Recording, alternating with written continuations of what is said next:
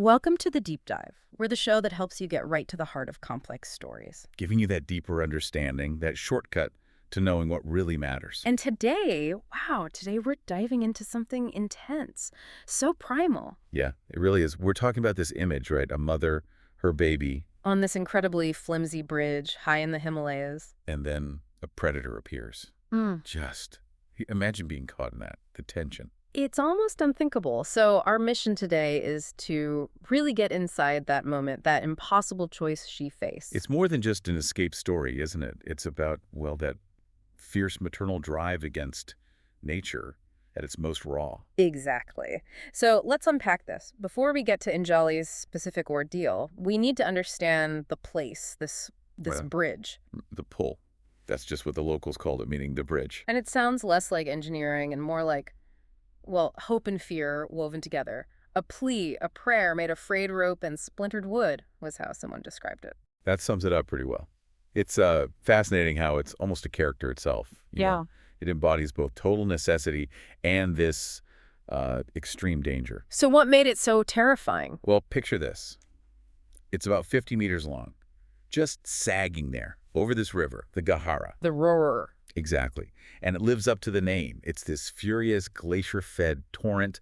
The sound is constant, this deep roar. When you're on it. Yeah. You feel it. The vibrations come right up through your feet. The spray hits you. Every plank feels loose. Every rope looks frayed. It's a test of nerve every single time. But they had to use it. Absolutely. For Udhar village, it wasn't optional. It was like their umbilical cord to the outside world. The only way to the clinic. Yeah. The market. The only way. Yeah. Period. So crossing wasn't just crossing. It was this daily act of courage, really, because there was no other option. That idea of an umbilical cord, Yeah. it really drives home how vital, how absolutely essential it was. So, okay, into the setting steps, Anjali. Right. Anjali, she's young, just 22. And she knows this bridge, knows it intimately, apparently, crossed it 1,000 times. Yeah, she grew up with it. Dared friends to race across, maybe stole glances at her future husband, Prem, Yeah. from it. She knew its sounds, its sways. But this crossing this one time was completely different. Why? What made this one the most critical journey of her life? Well, that's the core of it, isn't it? What turns the familiar into something life or death. Yeah. It was her son, Irav, 9 months old. Yeah. And he was sick, really sick, burning up with a fever and the village elders' herbs, the usual remedies. They just weren't working. So the clinic across the canyon was the only hope left. The only hope. So she bundles him up, tighten the sling against her chest. She can feel his little heart beating weak and fast against her own. Oh, wow. So yeah, her knowledge of the bridge is still there, but the stakes, they're just immeasurable now. It's not a chore anymore. It's this incredibly urgent mission. That maternal instinct just overriding everything else, even the fear she must have felt knowing that bridge. Completely. It's all about getting Arav to help. You can almost feel that double weight she's carrying, her sick child, and the weight of that responsibility. So she starts across. Moving carefully, like a mountaineer, Practiced rhythm, hand on the rope, testing each plank. Focused. Just the next step, the feel of the rope, her baby's warmth. Her whole world narrows down to just that. Mm-hmm. The mist swirling up from the Gahara below. But then something changes. Right near the middle? Yeah, right at the midpoint. She hears this sound, a low, grating crunch. Oh, no. And then the bridge gives this sickening lurch beneath her feet. What was it? What did she see? She freezes. There's a pure primal dread. Mm-hmm. And then, through the mist, on the side she just came from, Yeah. a shape forms. A leopard, a male leopard. Oh, God. Its coat is described as perfectly camouflaged, all dappled shadows, but it's thin. You can see its ribs. It has that look. The desperate hunger of the lean season. Exactly. So hungry that its usual fear of humans is just gone or suppressed anyway. And is it focused on her? Well, what's really chilling is, not at first, its eyes are looking past her, towards the village. Smelling potential prey there. Goats. Chickens. You got it. That's the stronger scent, the easier meal, maybe. But then, as it takes in the scene, the swaying bridge, her, Yeah. its eyes lock onto Anjali. The calculation changes. Instantly. There's no growl, nothing yet. Just a silent assessment. Risk versus reward. And suddenly, she's the reward, or at least part of the calculation. I can't even imagine that moment. The air must have just frozen. She stuck point.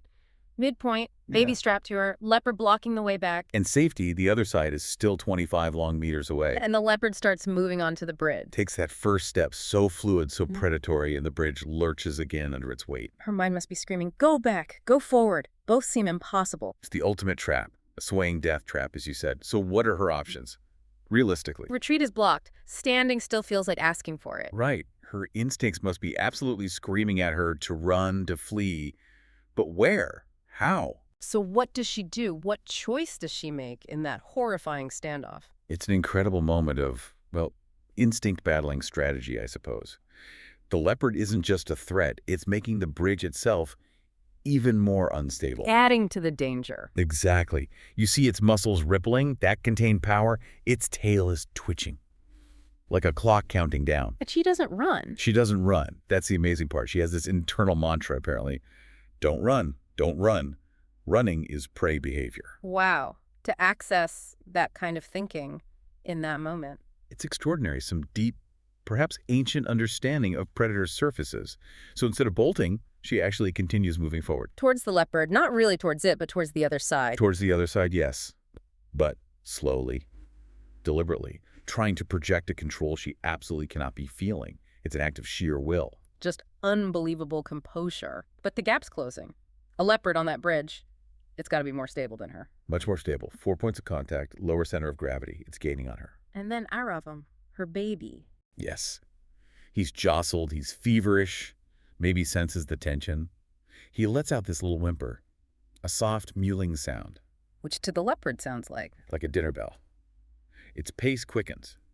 Now there's a low growl cutting through the river's roar. She can smell it now, that musky, wild scent, How close are they? maybe 10 meters apart. Close enough for her to see the glint of its claws, the intense focus in its eyes. It feels hopeless. Completely. So what can she possibly do? How does she create any chance? This is where it gets just breathtaking, her quick thinking. She does the one thing, the only thing maybe, she can think of. What? She stops, turns around, faces the leopard. Faces it with her back to safety. Exactly. An act of utter defiance. Yeah, completely unexpected. And it works. For a split second, the leopard actually pauses, confused. Yeah. Its predatory script is disrupted. Okay. And in that pause, her fingers are trembling, but she fumbles with the knot of Arav's sling. She loosens it deliberately. Loosens it. Why? So his cries aren't muffled anymore. They get louder, sharper, echoing in the canyon. Oh my God. Is she trying to distract it with her baby? It's a horrifying gamble, isn't it? Yeah. But yes, it's not panic. It's this chillingly desperate calculation. Divert its focus from her, the fleeing prey, to the source of the sound, the small, vulnerable thing. She's using its hunger against its caution. Precisely. She's creating this tiny window, this moment of agency, Mhm. by doing the most terrifying thing imaginable, momentarily highlighting her child's vulnerability to draw the predator's full attention. That is audacious, doesn't even cover it. Heart-stopping. And it works. That gamble pays off. It does. In that split second, the leopard's focus snaps entirely to the sound, to Arav. Its predatory drive zeroes in. And Anjali. She doesn't hesitate. In that instant, she turns, grabs Arav tight, clutches him against her, and just runs. A desperate, fluid sprint for the end of the bridge. And the bridge itself? It goes wild. Her sudden movement, the running, it makes the whole thing erupt into chaos. It's bucking, swaying like crazy. Planks are groaning. The ropes are screaming. Which must affect the leopard too. Massively. The leopard, already startled by her defiance, recoils from the violent instability. The ground beneath its paws is suddenly chaotic, threatening. Its own survival instinct kicks in. It loses its footing, or its nerve. It digs its claws in, trying to stay stable, but its forward momentum is broken. Broken by the very chaos Anjali created. Its advance is stopped, at least for that crucial moment. And Anjali just runs, doesn't look back. Doesn't dare look back. She runs those last few meters, hits Right. solid rock on the other side, stumbles, collapses, scrambles away from the edge, just clutching Arav, who must be screaming. She made it. She made it across. The immediate danger, the predator, is behind her. Wow.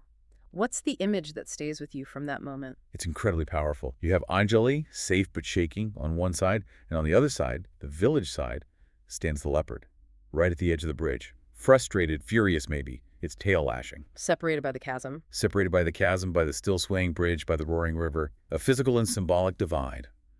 Mother and predator. But she's not totally safe yet, right? The clinic. No, exactly. The clinic, her goal, is still a 2-hour walk away. It's a crucial reminder, isn't it? Survival often isn't just one big moment. It's a series of challenges. That was the most terrifying part, but the journey wasn't over. What an absolutely gripping, just visceral journey we just took with her on Jolly's story.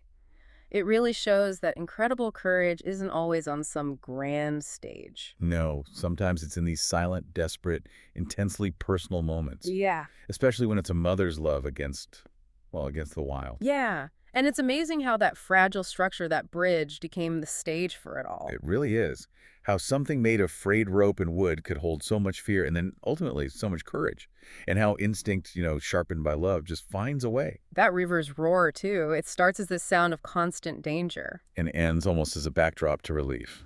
A sound of life carrying on. So, thinking about Anjali on that bridge of claws, what does her ordeal tell us, maybe about ourselves, about the strengths we might have hidden inside? Strengths that maybe only come out when everything we care about is truly on the line. Yeah.